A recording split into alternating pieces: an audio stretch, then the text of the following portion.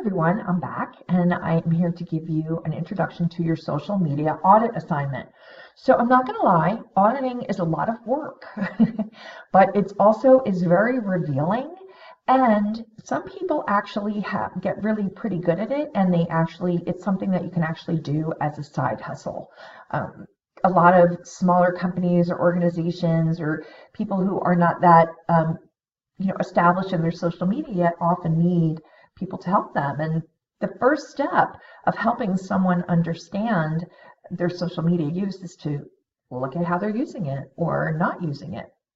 So actually, yes, I have had students who after this course have done social media audits for people for money. So you never know.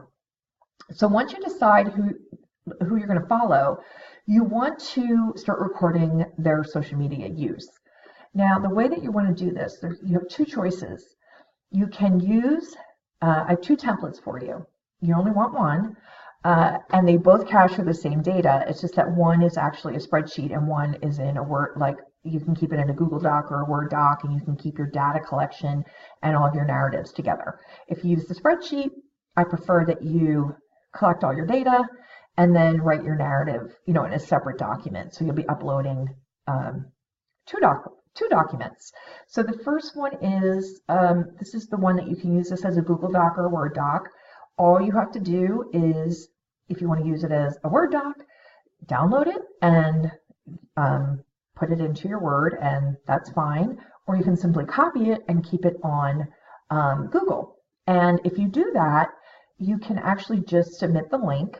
And when you go to hand in the assignment, just make sure when you go over to, let me move my face over. I can't move my face over during the recording, but the share button is over here, and you can give the permission. You should always let me comment if you're submitting a Google Doc. So Google Doc or Word doc is fine.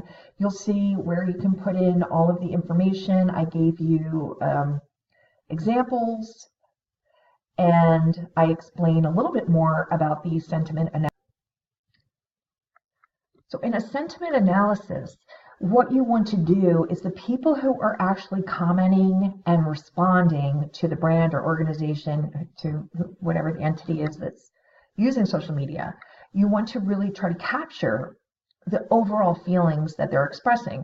So it's not just a simple like retweet or like. Are they actually saying something like, I love your sneakers, or you have the best food anywhere? Those are clearly positive. So neutral would be something like, if Doritos has a new flavor out, you could say, oh, I haven't tried that, but it looks interesting. That's neutral. Negative is going to be something like, I found a hair in my cheeseburger at McDonald's, or that's clearly negative. So you want to just try to capture it. So like, let's say there's just 10 comments. You're just working with those 10, and you just want to create the percentage. So if half of the people responded really positively, obviously that's 50%. So 50%, so 5 from the 10 is 50%. So this isn't a big math assignment or anything, and I'm really just kind of looking for you to, like ballpark and get as a feel for what is really going on. And it's not exactly as important for you to be actually mathematically precise in this. And also too, there might be no responses to the content. So you want to look at how the users are, or fans or followers are responding to the content. And then you'll also want to look at how the brand or organization or that entity is responding to its users on social media. That engagement is really important.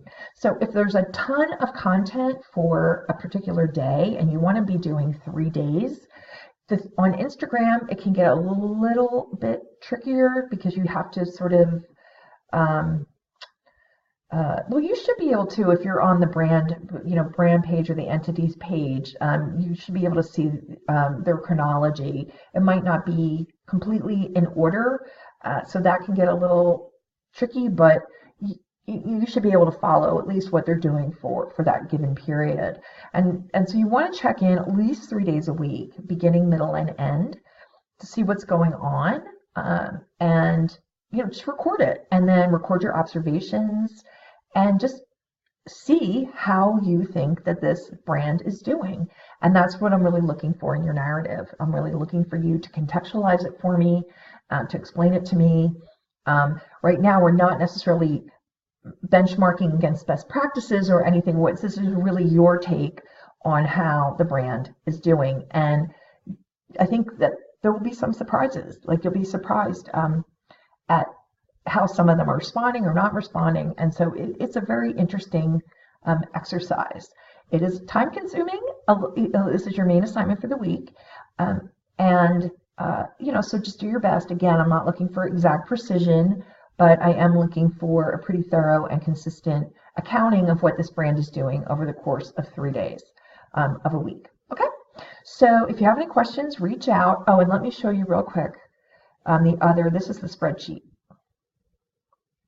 So you can download this, you can work on it as a Google Sheet. These are the questions that you need to answer and submit in another document. And should be pretty self-explanatory. It's going to be a little slow here.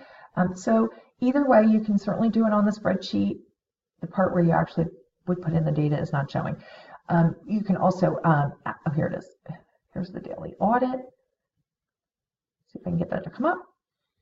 Anyway, so you have a choice. You can do it all in one document, or you can use the spreadsheet and then do your narrative in, a different Word doc or Google Doc, okay? And so obviously I don't have the exact examples here, but they are in the other template, okay? So let me know if you have any questions, and I'm really looking forward to reading your audits. Okay, bye for now. Analysis.